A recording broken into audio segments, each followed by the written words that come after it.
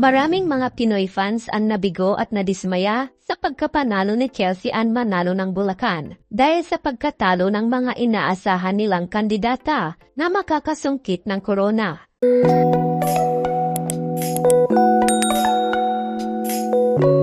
Marami ang tumutok at nag-abang sa katatapos lamang na Miss Universe Philippines 2024 kagabi, May 22, sa SM Mall of Asia Arena sa Pasay City. Ngunit sa pagkapanalo ng pambato ng Bulacan na si Chelsea Manalo, nagbigay ng samut-saring komento ang mga netizens dahil dito. Hindi naging matunog ang pangalan ni Chelsea, kaya't marami ang nagulat sa naging resulta ng pagkapanalo nito. Naging usap-usapan sa social media ang umanay maling pagpili rito. Inaasahan kasi ng karamihan na mananalo ang pambato ng Quezon Province na si Atisa Manalo. Ito kasi ang naging matunog ang pangalan sa social media at crowd favorites, kung kaya't marami ang nabigo at nadismaya. Saad ng mga ilang netizens na naging play safe umano ito sa kanyang mga sagot. Bagamat nakuha ni Atisa Manalo ang titulong Miss Cosmo Philippines at second runner-up sa nasabing pageant, marami pa rin ang nanghihinayang dito dahil sa angkin nitong kagandahan at hindi maikakaila na ibinuhos din nito ang lahat ng kanyang makakaya upang masungkit ang corona. Samantala, si Chelsea ay isang Filipino-American. Sa edad na 14 ay nagsimula na itong magtrabaho bilang modelo na isa sa nakatulong dito upang mahasa sa pagiging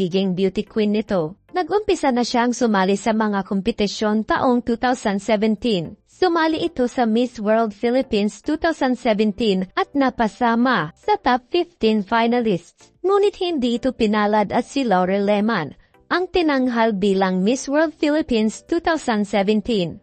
Ipinagpatuloy ni Chelsea ang pagmomodelo taong 2021 nang ito ay naging endorser ng Bench, isa sa pinakasikat na clothing brand sa Pilipinas. Opisyal din siyang itinanghal bilang Miss Bulacan Universe 2024 noong February 17 sa taong ito at nakuha din ang titulong Bulacan Barbie sa naturang pageant. Narito ang kanyang winning answer sa binigay na tanong na, "You are beautiful and confident. How have you used these qualities to empower others? As a woman of color, I've always faced challenges in my life. I was told that beauty has standards actually. But for me, I have listened to always believed in my mother, to always believe in yourself, uphold the vows that you have in yourself. Because of this, I am already influencing a lot of women who are facing me right now as a transformational woman. I have here 52 other delegates with me who helped me